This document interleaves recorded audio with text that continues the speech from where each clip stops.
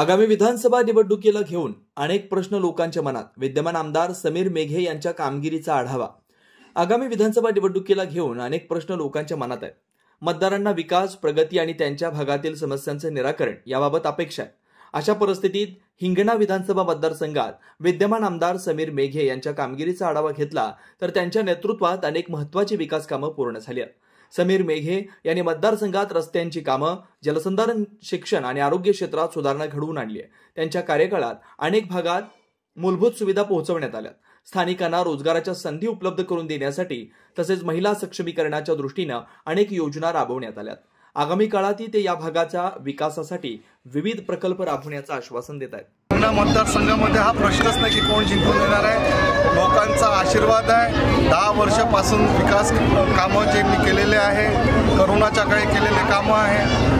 दिवस रात्र लोकांसोबत संपर्क साधून त्यांच्या सुखादुःखामध्ये येऊन अशाप्रमाणे काम केलेलं आहे. म्हणून लोकांचा मोठ्या प्रमाणात मला आशीर्वाद आहे आणि निश्चितच 23 तारखेला एक रेकॉर्ड ब्रेक मार्जिनमधनं मी लोकांच्या आशीर्वादामुळे निवडून येणार आहे. येणाऱ्या काळात काय नवीन मोहीम किंवा काय नवीन उपक्रम तुम्ही राबवणार आहे नागरिकांसाठी? निश्चितच लोकांचे प्रश्न अजूनही बाकी आहे, ते पूर्ण करण्यासाठी युवकांना रोजगार असेल, शेतकऱ्यांसाठी जे काही करायचं आहे ते सगळं आम्ही प्लॅन ऑलरेडी रेडी आहे आणि अशा पद्धतीचं येणाऱ्या काळामध्ये आम्ही काम करणार. सध्याची परिस्थिती आपण बघितली तर प्रत्येकाचे प्रश्न तोच राहतो की लोकांना रोजगार मिळावा किंवा सुशिक्षित बेरोजगारी मोठ्या प्रमाणात आहे. पण खरंच या प्रश्नाचं निराकरण येणाऱ्या काळात होणार का?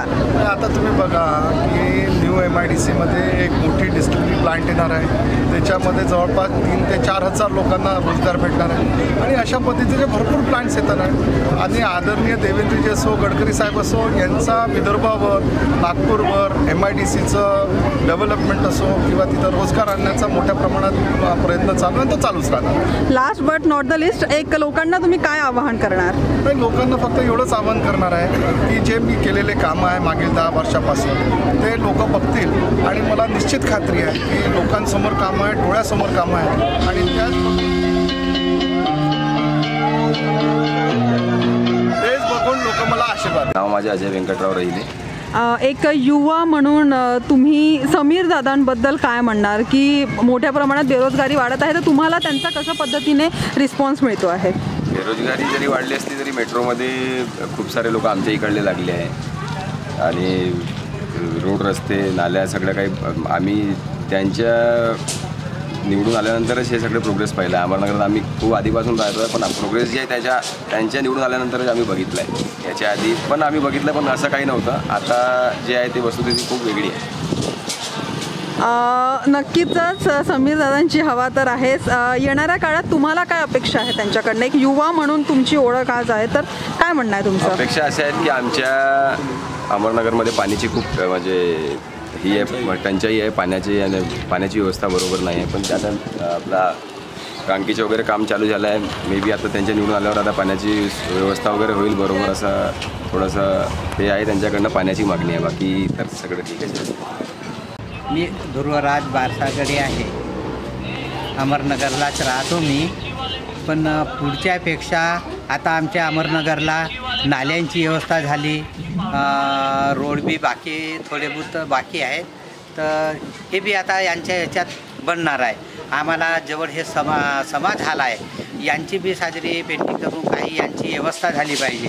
मागून थोडंसं रोड आहे, नाली तर झालीच आता, पण मागून रोड थोडंसं बाकी आहे. आणि मागे समाज हालसाठी आम्हाला संडास बाथरूम पाहिजे. हे संडास बाथरूम म्हणजे सगळ्यांसाठीच आहे, हे झालं पाहिजे. म्हणजे हे व्यवस्था झाली तर म्हणजे शाईटला बाथरूम करिता येतात.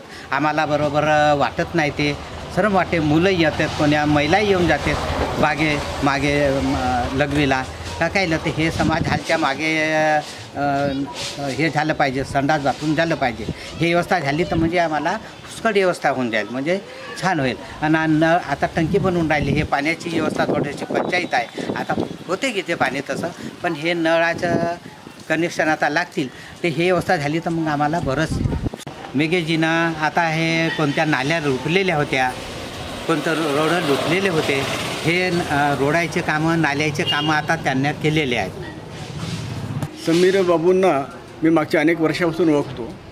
त्यांचं जे भारदस्त नेतृत्व आहे, त्यांचं काम करण्याची पद्धती जी आहे ती वाखाणण्यासारखी आहे. आणि मी त्यांना बरेच वर्षापासून पाहत आहे की ते लोकांचे कामं जे आहे मनापासून करतात आणि कोणत्याही व्यक्तींसोबत कोणत्याही प्रकारचा भेदभाव करत नाही.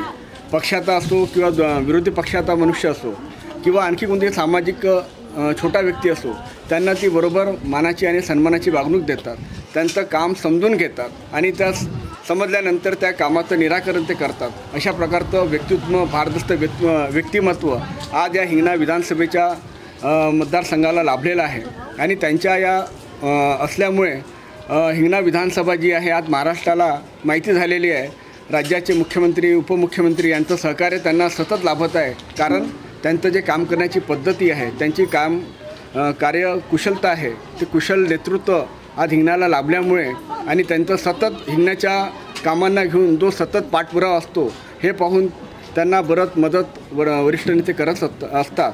आणि त्यांच्यामुळे आज इथे काही करोडो रुपयाचे कामं आज समीर मेघे यांच्या माध्यमातून सरकारने करून दिलेले आहे. निश्चितच मला असा विश्वास आहे की इथली आम्ही जी जनता आहे हिंगणा विधानसभेची, त्यांना मोठ्या प्रमाणामध्ये निवडून देते.